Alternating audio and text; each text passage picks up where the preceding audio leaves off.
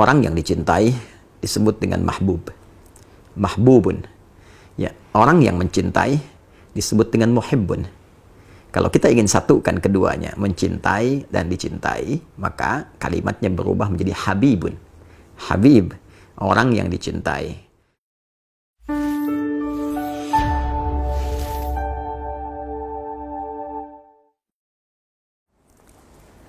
Bismillahirrahmanirrahim. Assalamualaikum warahmatullahi wabarakatuh.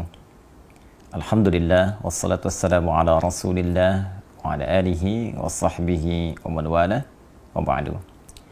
Saudara-saudariku, terdapat satu keterangan yang sangat menarik di dalam kitab Al-Kasyaf, ya, karya Al-Imam Zamakhsyari atau Mahmud bin Umar Az-Zamakhsyari Al-Khawarizmi. Kitabnya Al-Kasyaf an Haqa'iqit Tanzil wa Ayunil Aqawil fi Wujuh At-Ta'wil, atau sangat populer dengan sebutan Al-Kasyaf, di jilid yang keempat di halaman 297. Keterangan terkait dengan tafsir pembuka surah An-Najm, surah ke-53 urutan dalam mushaf Al-Quran, ketika menguraikan tentang pembuka di ayat wan najmi idza hawa, ayat pertama di surah ke-53 surah An-Najm. Dari sekian banyak pendapat, terkhusus 3 pendapat populer di kalangan para ulama tentang wan najmi idza hawa, ada yang menafsirkan dengan bintang Thuraya atau kejora, ada yang menafsirkan dengan tetumbuhan yang mulai jatuh, ada pula yang menafsirkan dengan turunnya Al-Quran secara bertahap. Namun demikian, ada keterangan yang sangat menarik yang diungkap oleh Al-Imam Az-Zamakhsyari dalam kitabnya ini. Mari coba kita simak dan kita bacakan bersama. Bismillahirrahmanirrahim. Wa an Urwah ibn Zubair radhiyallahu ta'ala anhu, ya, dari Urwah bin Zubair, semoga Allah meridai beliau. Beliau menyampaikan anna Utbah ibni Abi Lahab, bahwa Utbah bin Abi Lahab, Utbah ini satu di antara putranya Abu Lahab. Ya, jadi Abu Lahab itu punya putra, ada yang bernama Utbah, ada yang bernama Utaibah, dan keduanya, ya, pra Islam, pernah menikah dengan 2 putri Rasulullah SAW. Utbah menikah dengan Ruqayyah radhiyallahu taala anha, sedangkan Utaibah menikah dengan Ummu Kulthum radhiyallahu taala anha. Dikisahkan di sini tentang Utbah bin Abi Lahab. Wa kanat tahtahu bintu Rasulillah sallallahu alaihi wasallam. Diterangkan seperti apa yang saya tadi utarakan. Nah, sedangkan Utbah ini adalah suami dari putri ya Rasulullah SAW, yaitu Ruqayyah radhiyallahu taala anha, Sayyidah Ruqayyah. Arada al-khuruja ila Syam. Satu kali Utbah ini hendak bepergian ke Syam. Ya, Syam itu wilayah yang cukup besar sekarang, setidaknya mencakup 4 negara. Ya, jadi sekarang itu ada Syria, ya, di Syam, kemudian Lebanon, kemudian ada Palestina dan Yordania. Jadi wilayah Syam. Satu kali Utbah hendak keluar, ya, menuju Syam. Faqala la'atiyanna Muhammadan sallallahu alaihi wasallam fala'udhiyannahu, ya, aku pasti akan datangi dulu, ya, Muhammad sallallahu alaihi wasallam, dan aku pastikan fala'udhiyannahu, aku akan menyakitinya dulu. Ya, jadi dia berniat sebelum berangkat ke Syam ini ingin mendatangi Rasulullah sallallahu alaihi wasallam dan hendak menyakiti beliau. Jadi berniat dengan serius ingin menyakiti Rasulullah SAW. Fa'atahu, maka kemudian ia mendatangi Rasulullah SAW. Faqala, dan dia berkata, ya, ini ke ayah mertuanya, ya, sekaligus bahkan ke kerabat terdekatnya, karena Abu Lahab itu pun adalah paman Rasulullah SAW. Apa yang dia katakan? Ya Muhammad. Ini tak ada sopannya, karena berniat menyakiti, bahkan tidak memanggil dengan panggilan yang sopan. Ya Muhammad, wahai Muhammad SAW, huwa kafirun bin najmi idza hawa wa billadzi dana fatadalla. Dia menunjuk dengan kata ganti ketiga mewakili dirinya. Dia, si Utbah itu katanya, ini kalau sudah menggunakan kata seperti ini bentuk perendahan. Jadi seakan-akan tidak menganggap kehadiran Rasulullah SAW. Dia menunjuk dirinya besar dan berkata, dia, tahukah engkau Muhammad SAW, dia si Utbah itu, anaknya Abu Lahab. Padahal dia yang berkata, ya, kafirun bin najmi idza hawa. Orang yang ingkar bin najmi idza hawa. Ya, di sini kalau kita artikan tadi kepada 3 arti yang semula, diantaranya Al-Quran yang diturunkan, ya, dia berkata, Utbah itu ingkar terhadap seluruh wahyu, ayat-ayat yang diturunkan ya kepadamu Muhammad sallallahu alaihi wasallam. Wa billadzi dana fatadalla, ya, dan juga ingkar terhadap yang mendekat kepadamu dan menurunkan wahyu. Nah, ini Jibril alaihi assalam. Thumma, maka apa yang dia katakan? Pertama, dia mengungkapkan pengingkarannya terhadap risalah dan nubuwah Rasulullah sallallahu alaihi wasallam dengan bahasa yang sangat kasar. Kemudian thumma tafala fi wajhi Rasulullah sallallahu alaihi wasallam. Waliyadu billah. Kemudian ia meludah, ya, melecehkan wajah Rasulullah sallallahu alaihi wasallam, meludah di wajah Rasulullah sallallahu alaihi wasallam, wa radda alaihi ibnatahu wa talaqaha. Kemudian mengembalikan dengan kasar putri Rasulullah sallallahu alaihi wasallam, Sayyidah Ruqayyah, dan menalaknya langsung di hadapan Nabi. Anda bayangkan, datang kepada Rasulullah, ya, dengan kalimat yang kasar, dengan pengingkaran yang tegas, meludahi wajah Nabi, dan merendahkan putri Rasulullah SAW, dikembalikan kepada ayahandanya dengan cara yang sangat tidak terhormat. Ya. Maka apa yang terjadi? Faqala Rasulullah SAW, maka Nabi pun langsung, ya, bersabda SAW, merespon apa yang diperlakukan oleh Utbah kepada beliau SAW dengan satu kalimat yang singkat dan padat. Allahumma sallit alaihi kalban min kilabik. Ya Allah, mohon kirimkan, ya, anjing di antara anjing yang paling ganas milikmu, ya, untuk menghancurkan Utbah ini. Jadi salit itu bukan cuma datang, tapi menghancurkan, merobek tanpa sisa. Ya. Ini kalimat yang sangat jarang diungkapkan Nabi Sallallahu Alaihi Wasallam. Anda bisa saksikan bahwa Nabi pun pernah datang ke Taif dalam sejarah, ya, berdakwah, beliau sampai dilempari, sampai berdarah-darah. Tapi ketika diminta oleh malaikat untuk bermohon kepada Allah agar penduduk Taif diazab oleh Allah, apa yang Nabi katakan? Ya, jangan lakukan. Fa innahum qaumun la ya'lamun. Mereka belum tahu saja, mereka belum mengerti. Boleh jadi kelak di tempat ini akan tiba orang-orang beriman, akan datang kalangan lelaki, perempuan, besar, kecil, dan mereka mungkin akan beriman kepada Allah dan Rasulnya. Tapi yang paling menarik, di kasus ini Rasulullah tidak banyak berkata, tidak banyak berungkap, bahkan langsung bermohon kepada Allah untuk mengirimkan hukuman yang pantas bagi Utbah bin Abi Lahab. Saya ingin teruskan dulu bagaimana kisah selanjutnya, nanti kita akan ambil kesimpulannya.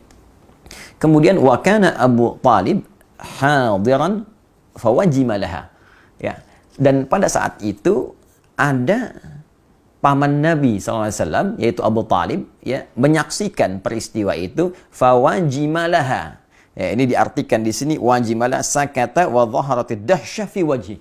Ya, beliau langsung terpaku, ya, sakata, kemudian sakata ini diiringi dengan dahsyah, terpaku, ya, terpaku, kaget, ya. Jadi kalau Anda mendengar satu peristiwa seperti ada tersengat halilintar, kalau penerjemahan sekarang, jadi beliau langsung terpaku, kaget, kan, dan ada rasa yang sangat dahsyat, ya, terkaget-kaget di wajahnya, tanda kekhawatiran yang sangat dalam. Ya, waqala, kemudian beliau berkomentar, maka aghnaka ya ibna akhi an hadhihi ad-da'wah.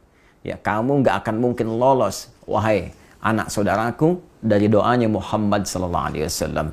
Jadi Abu Talib menyadari apa yang disampaikan Rasulullah SAW pasti terjadi. Ya, jadi saking kagetnya, karena ini beliau ini lembut. Rasulullah ini lembut, disakiti pada dirinya, kemudian juga ada yang melempari, menjahili, itu membalas dengan balasan yang sangat luar biasa beradab, sangat mulia. Tapi di kasus ini, itu Nabi sampai mengeluarkan kalimat doa yang sangat dahsyat, sehingga membuat keadaan Abu Talib terpaku.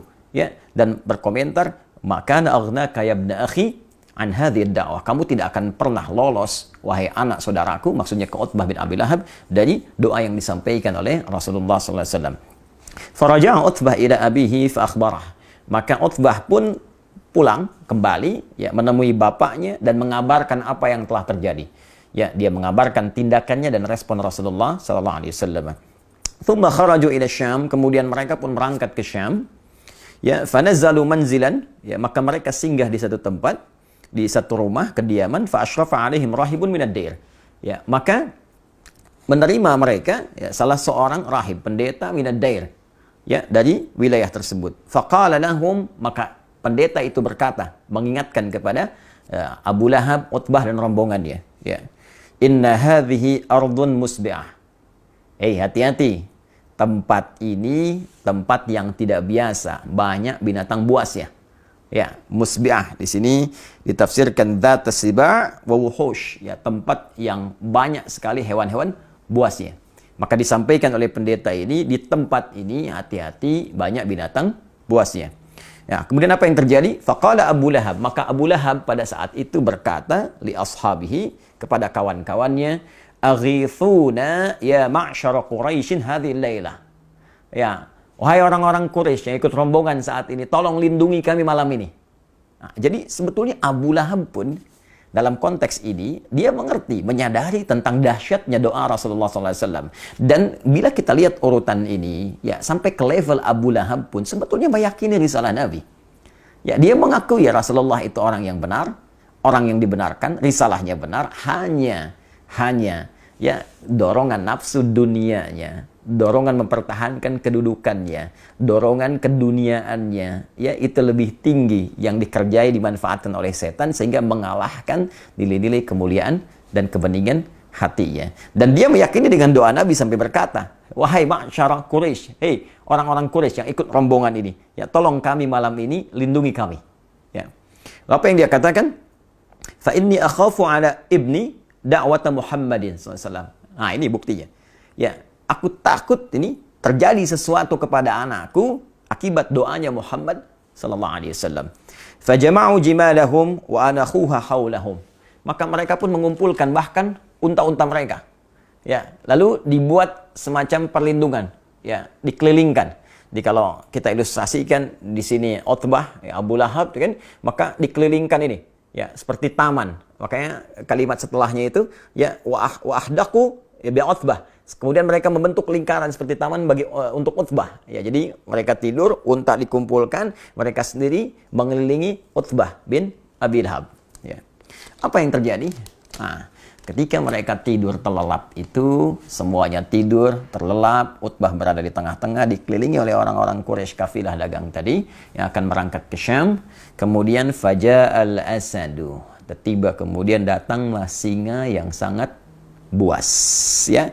Yatashammamu wujuhahum, mulai mengidentifikasi, menciumi wajah-wajah mereka tuh. Datang singa, mereka sedang tidur pulas, kan? Tidak sadarkan diri, tak terasa apa yang ada di sekitaran, ya, kayak Anda, saya atau kita sedang tidur pulas, tak terasa apa yang terjadi. Nah, ini sampai singa datang pun tidak terasa, diciumi, ya, wajah-wajah mereka diidentifikasi, hatta daraba Utbah faqatalah, sampai dia menemukan Utbah bin Abi Lahab, maka dihancurkanlah, ya, sampai tewas, diterkam, dimangsa, dihancurkan oleh singa itu sampai dengan tewas. Nabi berdoa, Allahumma sallit alaihi kalban min kilabik, ya Allah, datangkan, ya, hancurkan, datangkan kepada orang ini, ya, anjing di antara anjing-anjing terganasmu. Ini kalimatnya juga kalimat dahsyat ini. Itulah doa Nabi sallallahu alaihi wasallam kepada Utbah bin Abi Lahab yang langsung dikabulkan oleh Allah Subhanahu wa taala dengan menghancurkan, menerkam diri Utbah hingga tewas dan hina di hadapan manusia pada saat itu, di hadapan Allah dan di hadapan Rasulullah sallallahu alaihi wasallam.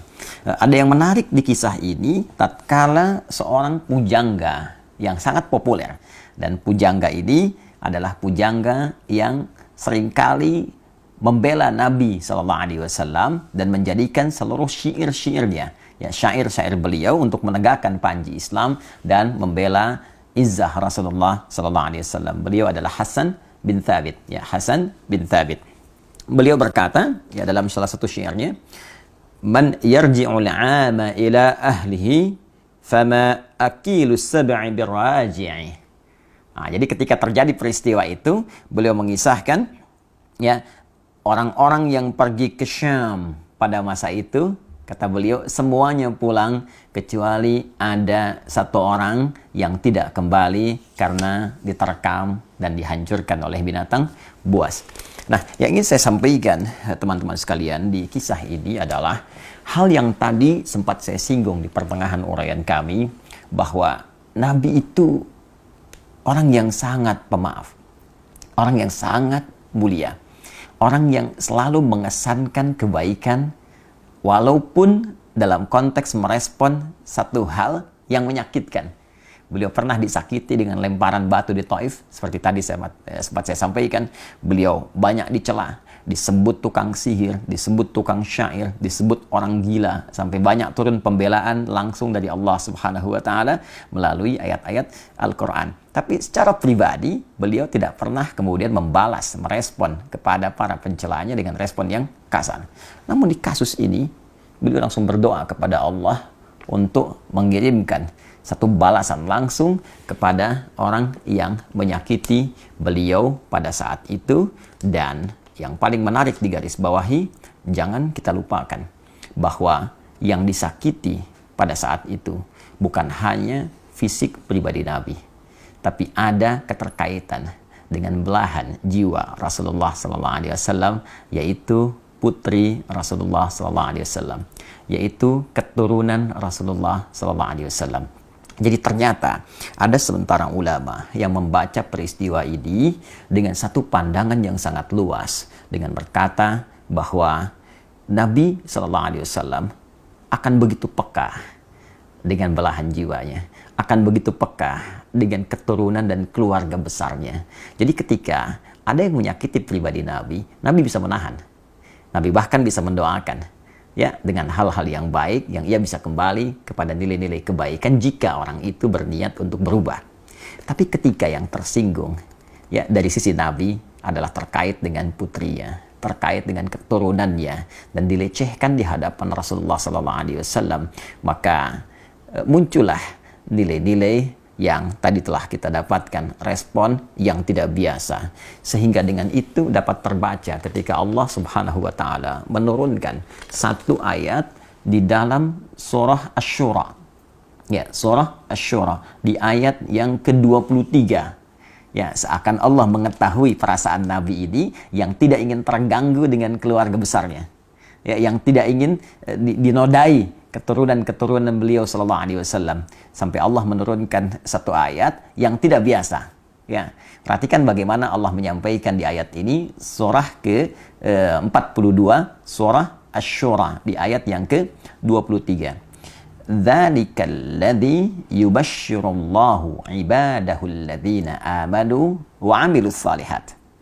Ini dibuka dengan kalimat, demikianlah Allah memberikan kabar gembira bagi orang-orang yang beriman dan beramal soleh. Ini meneruskan pernyataan Allah di ayat ke-22-nya yang menjamin orang beriman, beramal soleh ditempatkan di Raudhatul Jannah, di taman-taman surga. Ya, namun setelah itu, perhatikan lanjutan ayatnya. Qul la as'alukum alaihi ajra. Ya, katakan Muhammad sallallahu alaihi wasallam kepada seluruh umatmu bahwa risalahku ini, dakwahku ini, aku sampaikan dengan tanpa mengharap imbalan apapun dari kalian. Aku tak berharap uang kalian, tak berharap harta kalian, tak berharap materi kalian. Illal mawaddata fil qurba. Ya, illal mawaddata fil qurba. Kecuali satu saja. Aku berharap cinta kalian kepada kerabat-kerabatku. Illal mawaddata fil qurba, kecuali cinta dari kalian terhadap kerabat-kerabatku, terhadap hubungan kekerabatan denganku. Mari kita lihat bagaimana komentar para ahli tafsir yang memberikan tafsiran di Quran surah ke-42 Asy-Syura di ayat ke-23. Kita lihat pertama misalnya di At-Tafsir Al-Kabir karya Al-Imam Al-Fakhr Razi, ya. Ini ada di jilid ke-9. Ya, di jilid ke-9 kita ambil di halaman 595 dan 596. Ya. Nah, beliau memberikan penjelasan bahwa illal mawaddata fil qurba, yang dimaksud al-mawaddah fil qurba, kecintaan kepada kekerabatanku, beliau simpulkan itu ada tiga. Ya, tiga. Satu, bisa umatnya, ya, seluruh umat beliau yang mengikuti seluruh tuntunan Rasulullah SAW dengan benar. Ya, mengerjakan segala perintah, meninggalkan segala larangan. Ya, kita bisa lihat di sini, ya, ada tafsiran demikian, kita bacakan. Nah, ini dia, ya. Fa in hamalnahu 'alal qarabah fahumul al, wa in hamalnahu 'alal ummah alladzina qabilu da'watahu fahum aidan al. Ya, jadi tafsiran pertama diartikan seluruh umat Rasulullah sallallahu alaihi wasallam yang mengikuti dakwah Nabi sallallahu alaihi wasallam, mencintai Rasulullah sallallahu alaihi wasallam, mengerjakan perintah-perintah Nabi, meninggalkan segala larangannya, maka mereka pun disebut dengan al, ya, keluarga besar Muhammad sallallahu alaihi wasallam dalam konteks pengikut dakwah dan risalah beliau. Ya, itu diikutkan pada firman Allah di Quran surah ketiga Ali Imran di ayat ke-31 di keumuman maknanya. Qul in kuntum tuhibbunallaha fattabi'uni yuhibbukumullah wa yaghfir lakum dzunubakum. Katakan Muhammad SAW, jika kalian semua umat-umat Muhammad SAW mencintai Allah, maka buktikan kecintaan itu, ya, dengan mengikuti tuntunan Rasulullah SAW. Ketika mengikuti tuntunan Rasulullah, maka dia dicintai oleh Allah seperti Allah mencintai Rasulullah SAW. Walaupun levelnya berbeda, tapi rasa cinta itu diturunkan. Karena Allah mencintai Rasulullah, mencintai pengikutnya, maka ada hubungan cinta yang menjalin kekerabatan antara Rasulullah dengan umatnya. Tafsiran satu. Tafsiran kedua diartikan pula dengan sahabat-sahabat Rasulullah SAW. Ya, ini terambil dari isyarat firman Allah, was-sabiqun as-sabiqun ulaikal muqarrabun. Ya, di surah Al-Waqiah, surah ke-56 ayat yang ke-10.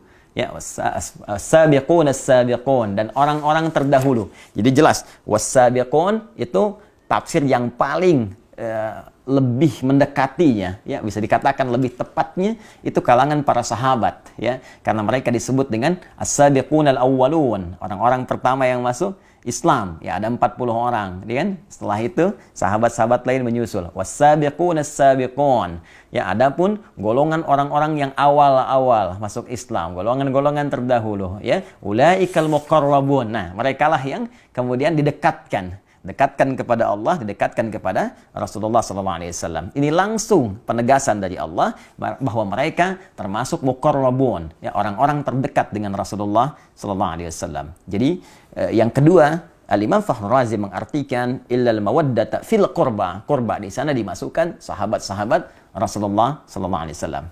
Nah, tapi yang paling menarik ada yang ketiga, dan ini menempati level yang tertinggi. Yaitu langsung keluarga besar keturunan Rasulullah sallallahu alaihi wasallam.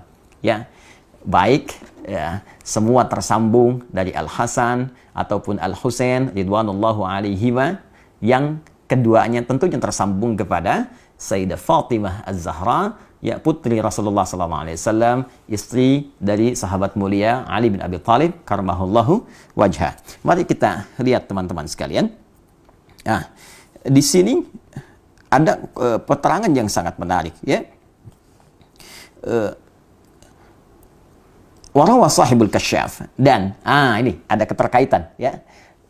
Pemilik tafsir al-Kasyaf Az-Zamakhsyari, ya, menyampaikan satu riwayat, ya, annahu lamma nazalat hadhil ayah, ya, tatkala turunnya ayat ini illal mawaddata fil qurba, ya, kemudian qila, dikatakan kepada Rasulullah SAW, ya Rasulullah, wa ya Rasulullah, man qarabatuka haula'il ladzina wajabat alaina mawaddatuhum. Ditanyakan kepada Rasulullah ketika ayat ini turun, ya Rasulullah, siapakah yang dimaksud kerabatmu itu yang wajib bagi kami ini menyayangi mereka, mencintai mereka? Ya, maka apa jawab Nabi? Faqala, maka beliau berkata, yang dimaksud itu yang spesifik, ya. Faqala Ali wa Fatimah wa ibnahuma. Fathabata anna haula'il arba'ah aqarib an-nabi sallallahu alaihi wasallam.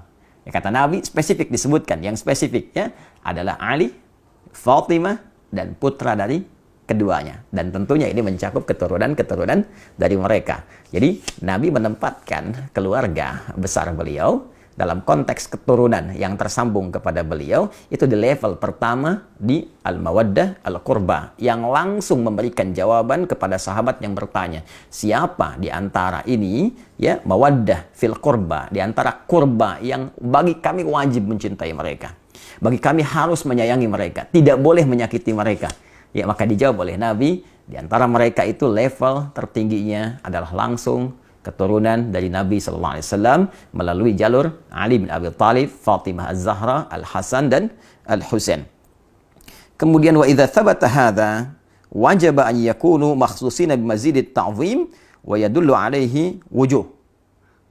Maka Al-Imam Fakhr Razi ya mengomentari kalimat riwayat tadi mengatakan, maka dengan tetapnya keterangan ini yang tadi disampaikan dari jawaban Nabi SAW, maka mereka, ya keturunan Nabi langsung dari Ali, Fatimah, Al-Hasan, Al-Husain, ini harus menempati porsi tertinggi ya dari nilai kasih, cinta, perhatian, tak boleh disakiti dari 3 golongan yang tadi disebutkan.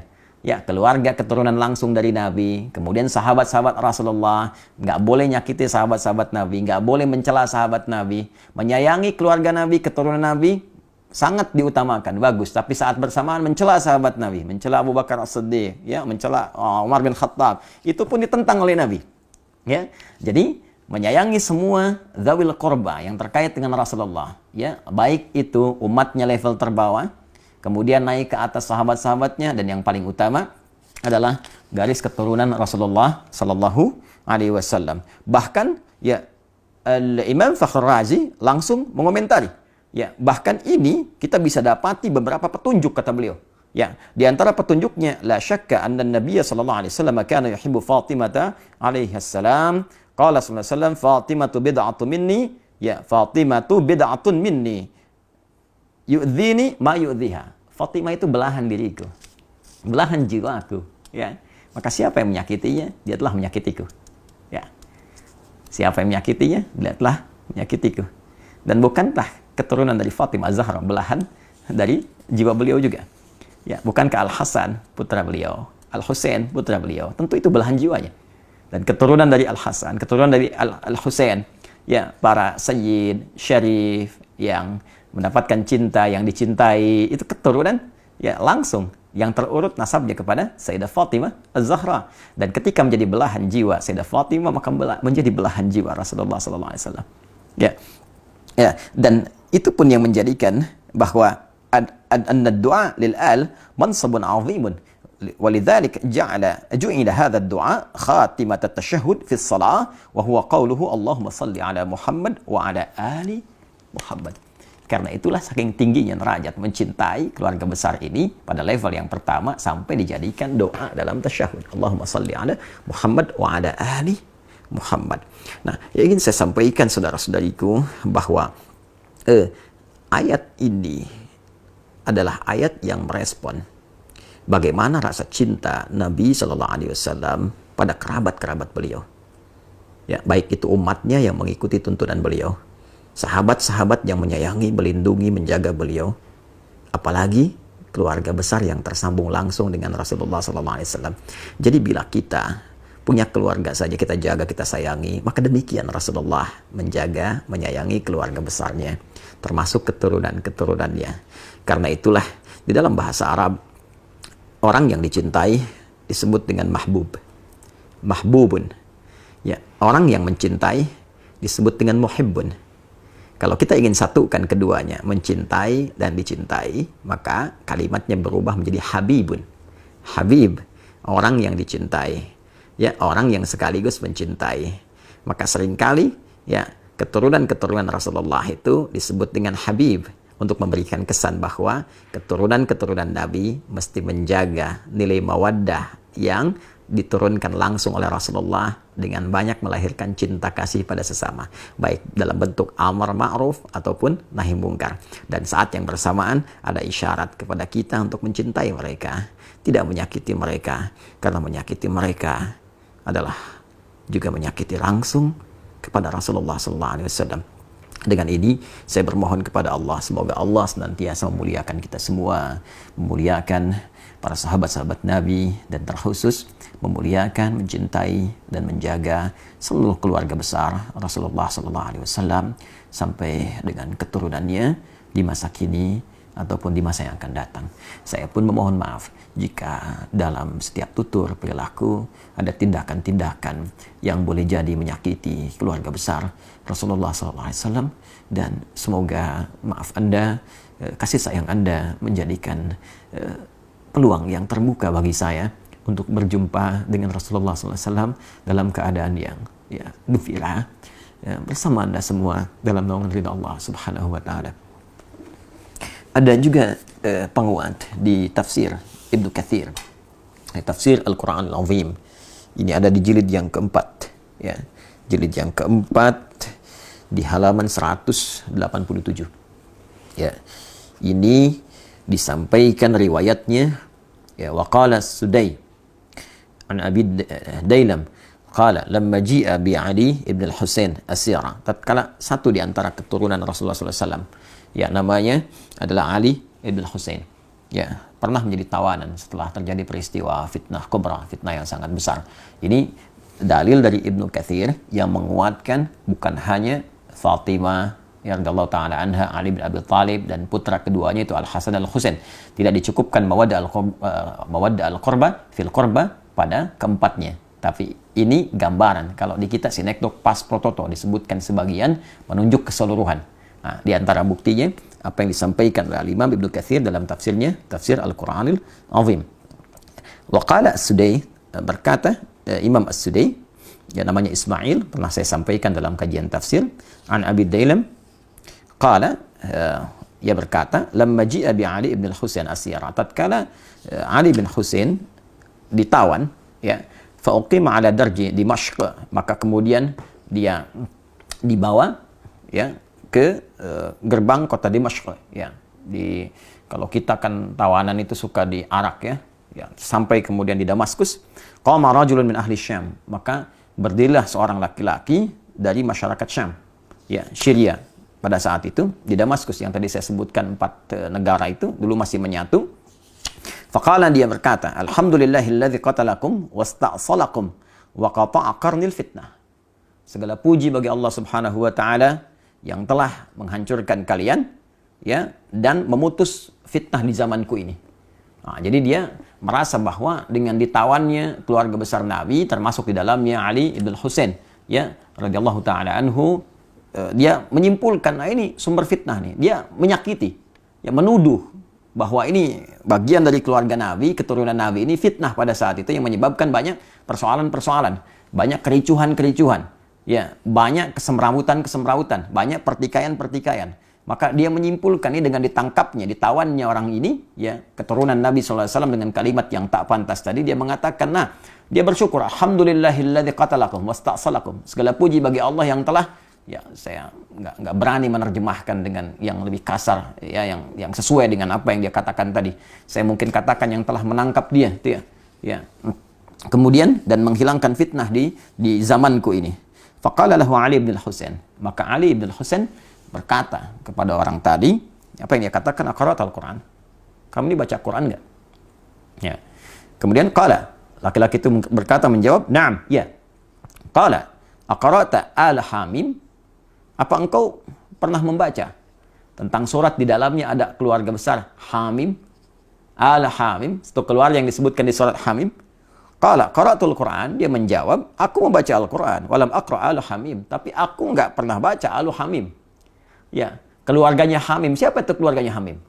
Nah, teman-teman, di antara pembuka surah Al-Quran itu surah Asy-Syura itu dibuka dengan kalimat Hamim.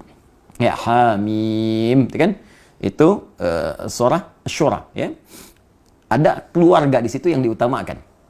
Ya, siapa keluarga itu? Maka dijawab oleh Ali bin Husain, qala ma qara'ta, apakah engkau enggak baca di ayat 23 tadi, qul la as'alukum alaihi ajran illa al-mawaddata fil qurba. Katakan Muhammad sallallahu alaihi wasallam, aku tidak meminta kepada kalian satu upah pun, satu materi pun kecuali rasa cinta, rasa hormat kepada keluarga keturunan Rasulullah sallallahu alaihi wasallam. Qala, Maka orang itu berkata, ya, si pemuda tadi berkata, wa innakum antum hum, apakah kalian itu termasuk golongan mereka, keluarga Nabi SAW? Qala na'am. Maka Ali bin Husain berkata, ya, kami termasuk golongan itu. Jadi orang ini ada dua kemungkinan. Dia tidak mengetahui yang ditawan itu keluarga besar dari keturunan Rasulullah SAW, sehingga berani melecehkan di hadapan masyarakat, ya, berani bertindak yang tidak pantas, kan? Atau yang kedua, dia menyadari itu keturunan Nabi, tapi tidak tahu kalau itu begitu dimuliakan, begitu ada perintah langsung dari Allah, ya, dan merasakan bagaimana sensitifnya hati Nabi SAW terhadap keturunannya, sampai kemudian beliau mendoakan hal yang tidak biasa bagi orang-orang yang menyakitinya. Maka setelah mengetahui itu, dia terdiam dan tidak banyak berkomentar lagi dan mengoreksi dirinya, sehingga dia menyadari kesalahan-kesalahan yang dimaksudkan. Ya, waqala, kemudian berkata Abu Ishaq As-Sabi'i, sa'altu Amr ibn Shu'aib an qawlihi ta'ala, ya, Abu Ishaq As-Sabi'i bertanya kepada Amr ibn Shu'aib, ya, tentang makna firman Allah Subhanahu wa taala, qul la as'alukum alaihi ajra illa al-mawaddata fil qurba, faqala qurban nabi sallallahu alaihi wasallam, ya, rawahuma Ibnu Jarir, ya, fi tafsirih. Maka dijawablah kemudian oleh Amr ibn Shu'aib, yang dimaksud di ayat ini spesifik, maksudnya adalah kerabat Nabi sallallahu alaihi wasallam. Jadi dari sekian tafsiran-tafsiran, ya, ada yang disepakati oleh para ulama yang dimaksud dengan kurba di sini, ya, ada yang menyebutkan bahwa ini kekerabatan Nabi di kalangan Quraisy, ada, tapi juga yang menekankan ini adalah keterkaitan dengan keluarga Nabi. Tidak sedikit dari kalangan para mufassir yang memberikan kesimpulan bahwa wajib bagi kita umat Islam untuk saling menyayangi, mencintai, yang dengan kasih sayang itu menjadikan kita sebagai kerabat Nabi Sallallahu Alaihi Wasallam. Wajib menghormati para sahabat, yang dengan penghormatan itu melahirkan rasa cinta dari Nabi kepada kita. Dan ada keharusan, wajib bagi kita menghormati, menyayangi, ya, para keturunan Rasulullah SAW, sehingga dengan itu terbukalah gerbang cinta Rasulullah SAW kepada kita semua, dan menjadikan kita termasuk bagian dari kerabatnya. Pun demikian seluruh kerabat-kerabat keturunan Rasulullah SAW yang hidup sampai dengan kini juga wajib menjaga marwah, menjaga kehormatan, menjaga rasa cinta yang dititipkan oleh Rasulullah, sehingga dengan itu kehormatan yang disampaikan oleh Allah melalui Al-Quran pun ditegaskan melalui Nabi dapat terjaga dan terbawa hingga kembali kepada Rasulullah SAW. Al-Imam Fakhrul Razi bahkan memberikan gambaran. Al-Imam Al-Fakhrul Razi dalam tafsirnya At-Tafsirul Kabir memberikan gambaran bahwa kalimat yang Allah beritakan kepada Rasulullah SAW itu tidak pernah bahkan disampaikan kepada nabi-nabi sebelumnya. Jadi kalau Anda baca misalnya di halaman 594, ya, halaman 594. Jadi ketika beliau mengisahkan tentang bagaimana respon kalimat dari nabi-nabi sebelum Nabi Muhammad SAW, annahu ta'ala haka an aktsaril anbiya alaihimussalam. Allah Subhanahu wa taala banyak mengisahkan tentang para nabi alaihimussalam dalam Al-Qur'an. Annahum sarahu ya binafyi talabil ujrah. Ya, mereka secara langsung ya menjelaskan tentang bahwa mereka tidak boleh menerima upah.